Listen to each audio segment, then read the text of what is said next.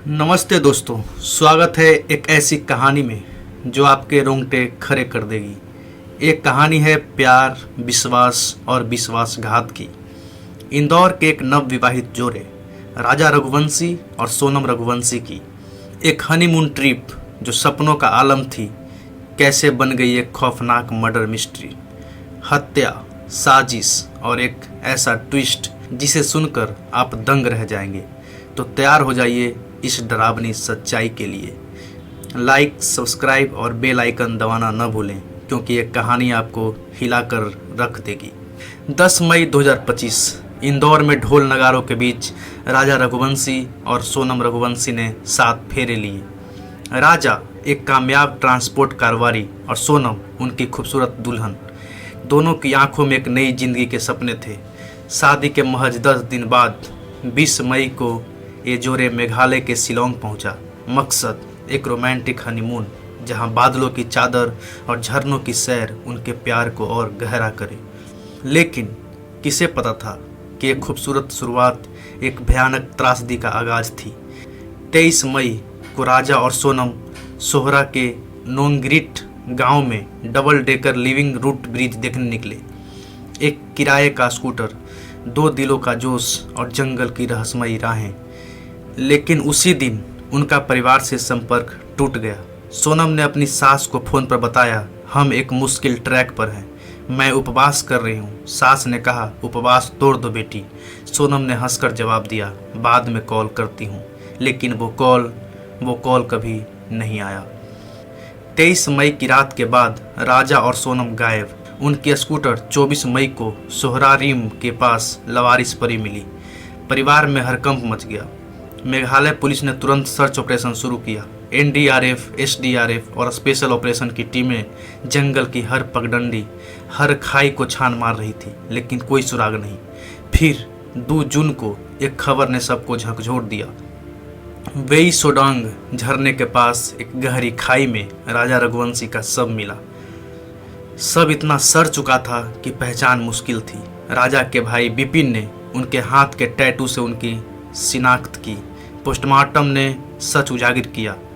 राजा की हत्या एक दाव मार्चेट से की गई थी। हथियार मौके से मिला, बिल्कुल नया, जैसे किसी ने उसे खास इस काम के लिए खरीदा हो। लेकिन सोनम, वो कहाँ थी? पुलिस को एक काला रेनकोट मिला जिस पर खून जैसे दाग थे। क्या ये सोनम का था? क्या वो भी मारी गई थी या फिर कुछ और ही सच्चाई थी? इस केस ने हर किसी को हैरान कर दिया। 22 मई का एक सीसीटीवी फुटेज सामने आया जिसमें राजा और सोनम शिलोंग के एक होटल में चेक इन करते दिखे।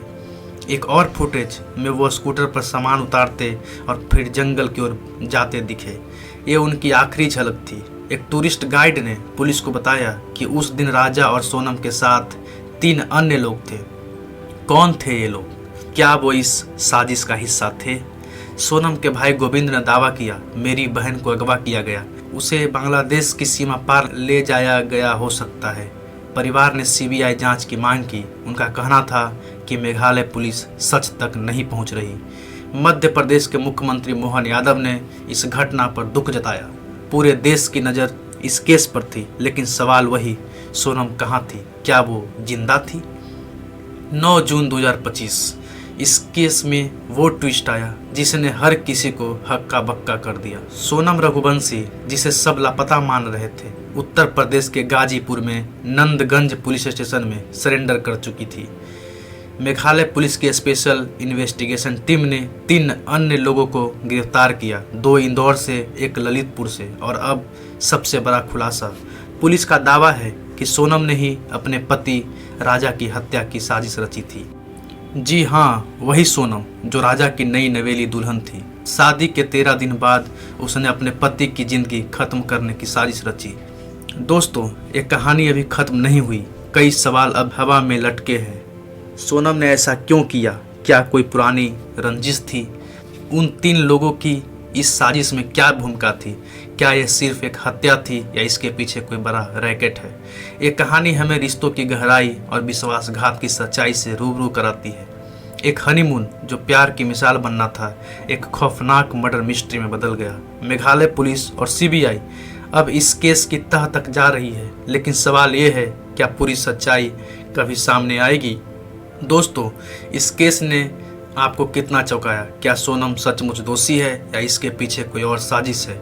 कमेंट सेक्शन में अपनी राय जरूर बताएं। अगर आपको ये वीडियो पसंद आया तो लाइक करें, अपने दोस्तों के साथ शेयर करें और हमारे चैनल को सब्सक्राइब करें। अगली मिस्ट्री में फिर मिलेंगे, तब तक सतर्क रहें, सुरक्षित रहें।